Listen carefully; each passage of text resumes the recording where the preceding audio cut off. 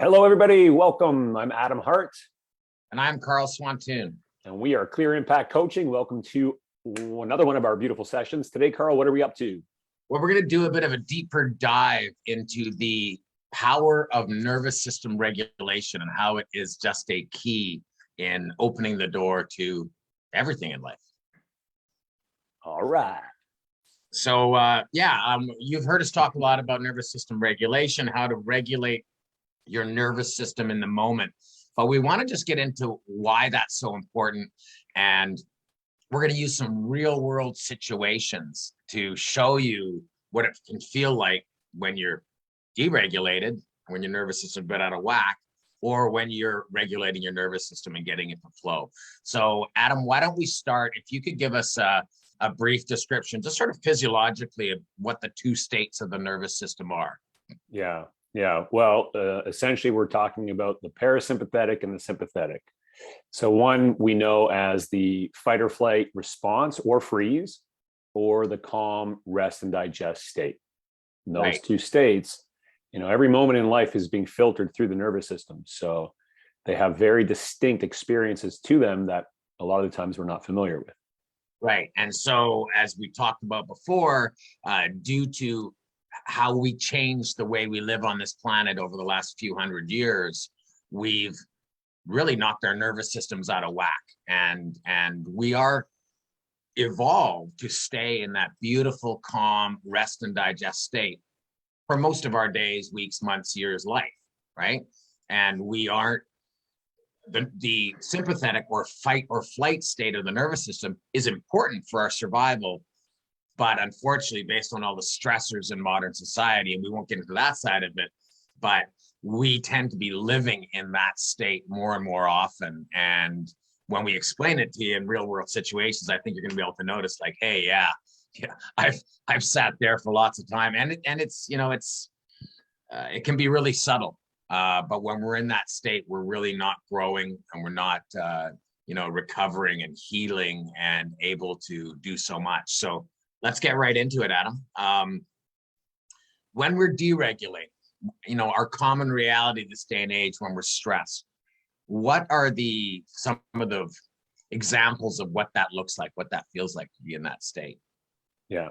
Now, there's an experience that happens when fight or flight kicks in, where if you're able to separate yourself from it, you'll notice what's triggering you. And it's usually coming from particular thoughts that your brain has patterned you into looping. And they revolve around dominantly four main areas of our lives: our health, our relationships, our finance, and our career. And so if you can really get into touch with, hey, in this moment, I'm being triggered. So an example, maybe you go onto your banking statement to look at your financial situation, and you get a shock because you're not quite where you want to be. And so that creates a stress response. The idea of coming down in the morning time, and you're for me with the kids, it's like if it's really loud and they're feeling anxious, I get anxious and I get triggered. So these are life experiences that have a significant shift on our ability of how we manage things.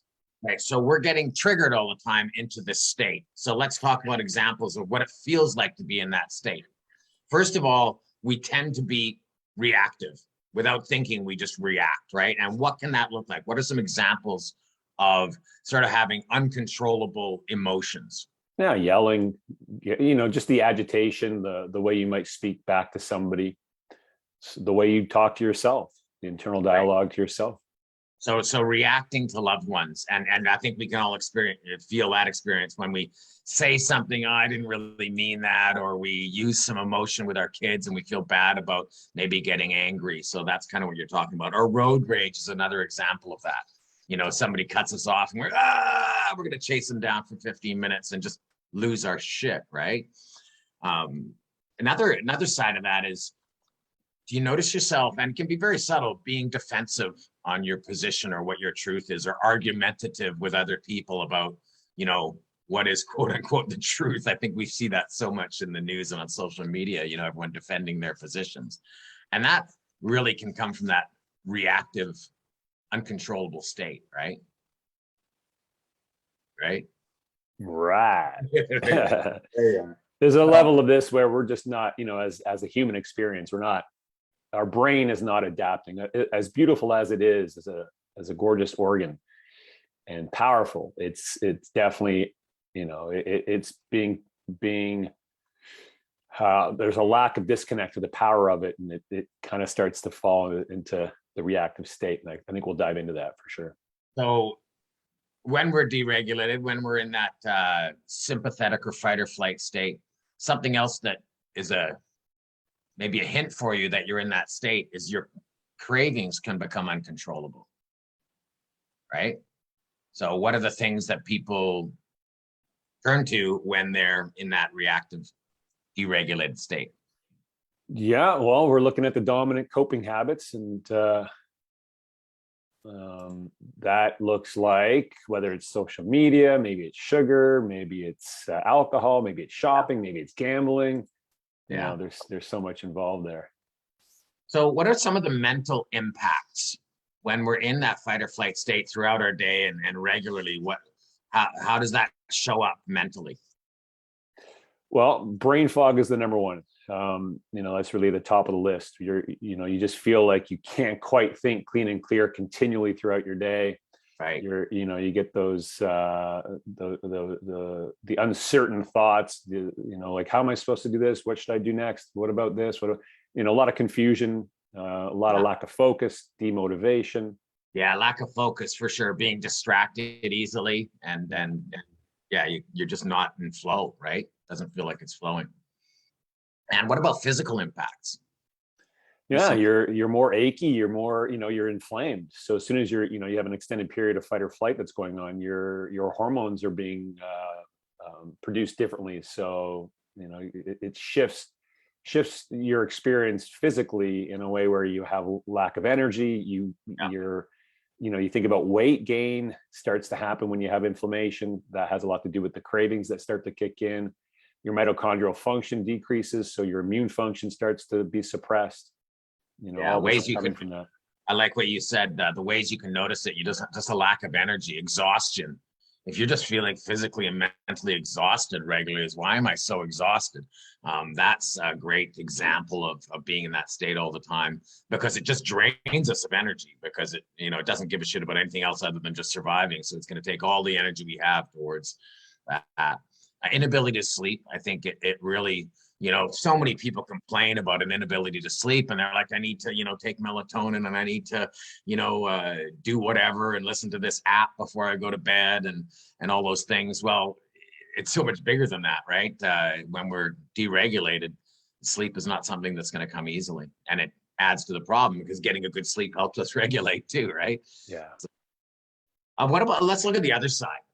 The other side of the coin. So I think if you listen to that picture we just painted about what it feels like to be deregulated and not having our nervous system in that calm state, you can probably notice a few things about your life. You go, oh yeah, I've felt that, or I'm in that regularly, maybe, or all the time. If that's the case, I feel for you, and there's certainly a pathway out.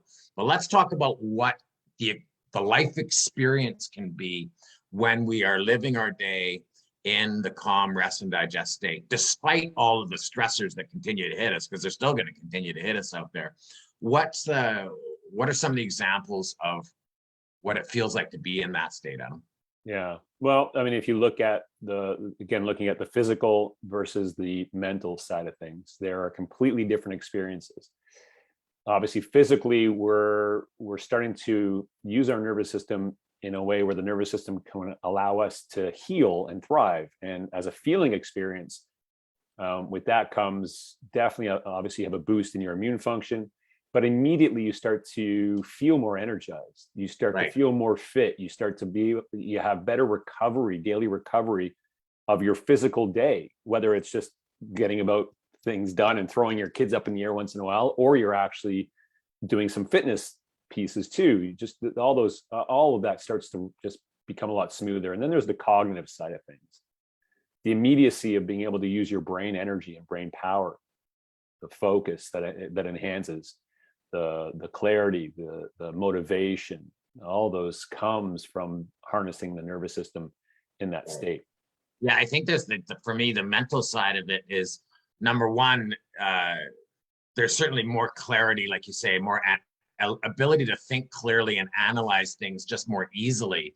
But there's also that greater connection to our intuition and to our heart. So it's really joining the heart and the mind to work as one. And it just, the tasks we take on just feel right. And they just seem easier to accomplish when we're in that state. And you spoke about physical aside, that idea of having more energy, recovering our energy more easily. Just being at peace and calm actually gives you, that more energy. And I think it allows us to access that sort of state of flow more easily.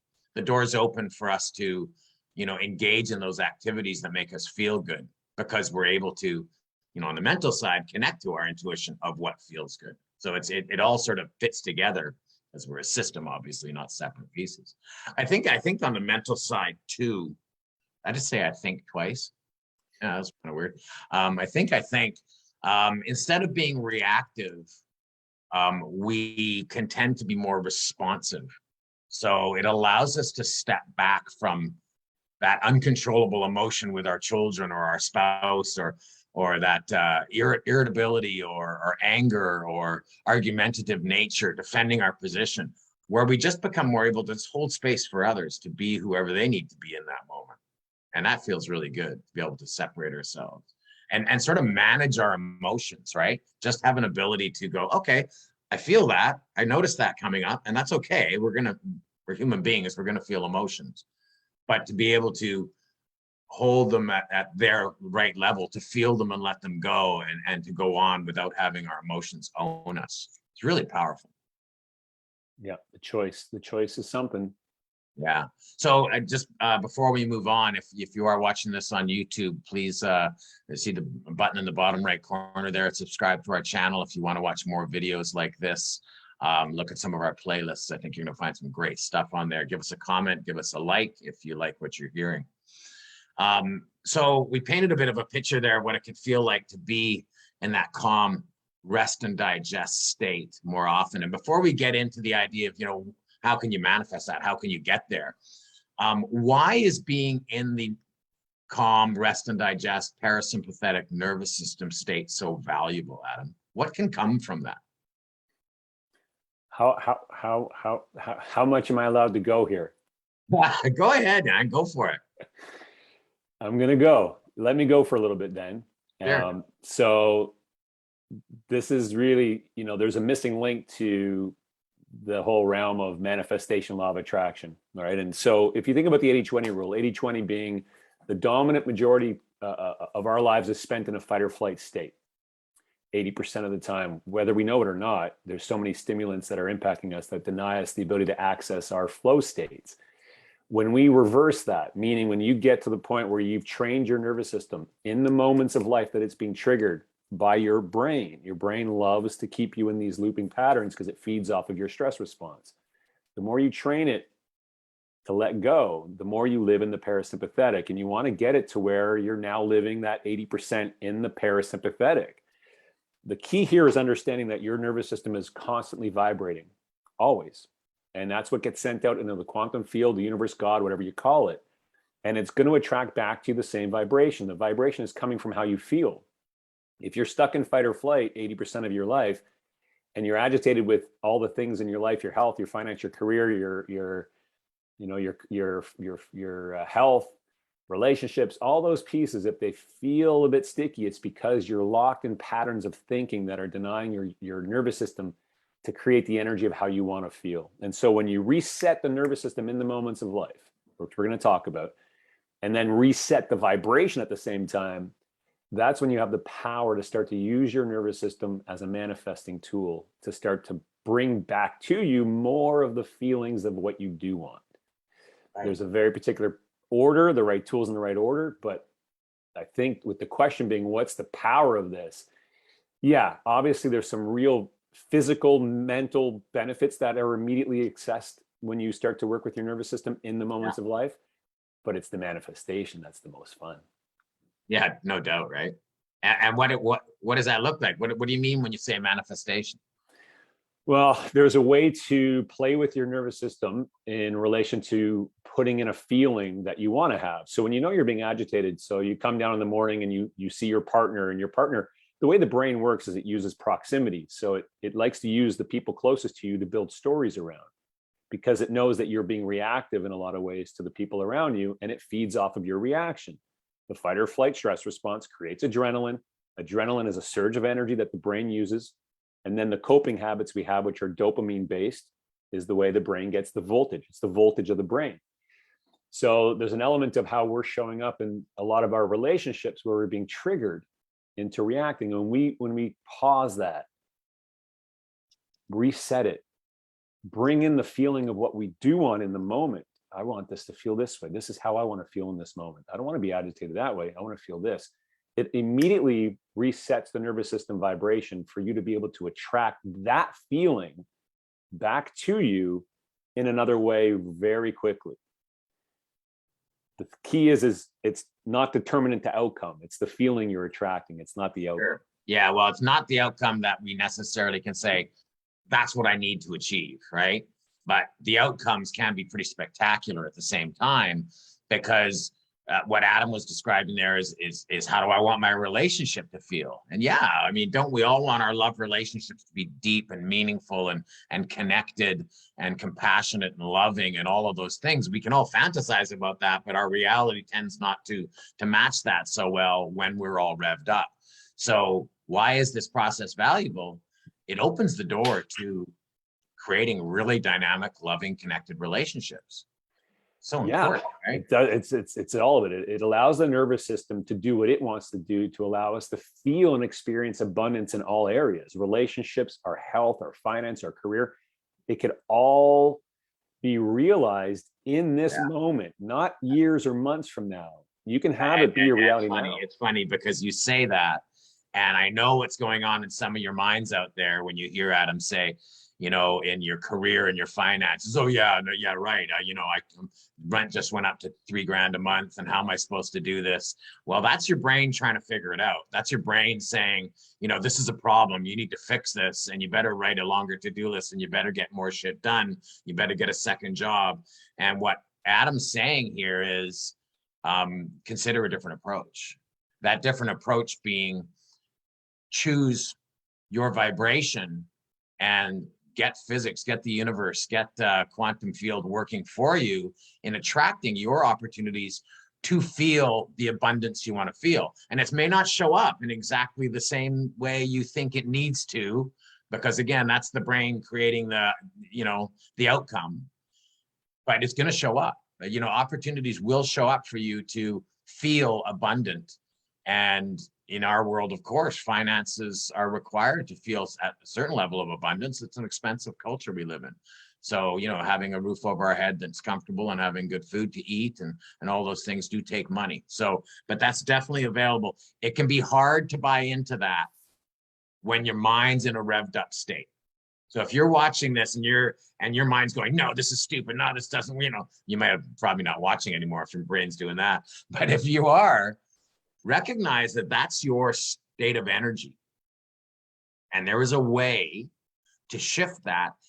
It doesn't have to be that difficult. Adam, why don't you tell us how to start to shift our vibration? Yeah. Well, and this is really critical, I think, especially in the way that our worlds are colliding right now, and the life's happening around us. The reason why we don't know how to use our energy efficiently, I don't know. But the critical piece is understanding that what we're doing here is we're working with the nervous system in the moments of life. In the moment, life is our classroom. We have a lot of folks that we work with in our coaching programs.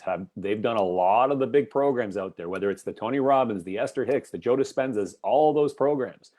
And then they come and they work with us, and they say, you know, over and over again, it's like, what you guys are doing is different because you're focused on the nervous system, number one, but not just that, you're focused on the nervous system in the moments of life. That's the game changer here, right? And it's about putting faith into that, if it resonates for you, and belief into that, because again, the mind wants to stop us. It doesn't want us to know this because it likes the looping patterns that it's got you locked in, and the comfortability of knowing it's going to be consistently fed the stress hormones. And so it takes something to move into this space. Now, to do it, essentially what we're working with here initially, there's 7 pillars to growth. All right. The first key one is the foundational side of things, which is working with the nervous system as the primary. The nervous system needs two things. It needs one, it needs to be reset in the moments it's being triggered. All right. The moments of your life that you're being triggered, you need to reset it, and that's heart flow. Heart flow is a 33-second breath practice designed based off of heart rate variability, creates coherence through the vagus nerve so that you start to reset the stress response. So you drop back into the parasympathetic so that your executive function turns back on and you have the space of choice to then do step two, which is feel the way you want to feel. Connect to the vision of who you want to be in this moment, related to what's happening in your life in that moment. Connect to that feeling of how do I choose to be? And that is the foundation. When you start to practice that every day, 3 times or more every single day, you're going to notice immediately some massive cognitive benefits, physical benefits, but the manifestation piece is the one you want to really pay attention to, because then your belief around this is going to go up and you're going to stay committed to doing this practice in a way where everything starts to show up much sweeter, much more aligned, much happier. And that's what we need more of right now. Yeah, that's great. Great explanation, Adam. Thank you. And like Adam says, it's the right tools in the right order. And we're happy to share these tools with you. This isn't something where we say, now you have to, give us tens of thousands of dollars to buy these tools. The first tool is our heart flow breath work. And if you're interested to learn how to utilize that, I mean, that's the game changer. It's the first one. It's our go-to every single time when we're feeling deregulated, and this happens to everybody. It happens to Adam and I. It happens to everyone. We're human beings in a chaotic society. So if you want to learn how to utilize our heart flow breath work, give us a note on this, or give us a DM, and we're happy to share a free training with you on that. And attend one of our virtual positivity parties, which are coming soon. I don't think we're supposed to talk about that. I have to cut out the back of this video now. No. They're coming.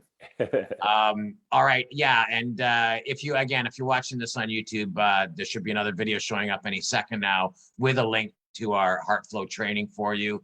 Subscribe to our channel, give us a like, give us a comment. Any final thoughts you'd like to share with everyone out there in Facebook land, Adam? We do have a choice to feel as abundant as we want to feel. We have to let the nervous system have its space to do so. Not thinking our way through. Use the nervous system. We'll teach you how to do that. We love you guys. Thank you. All right. Thanks.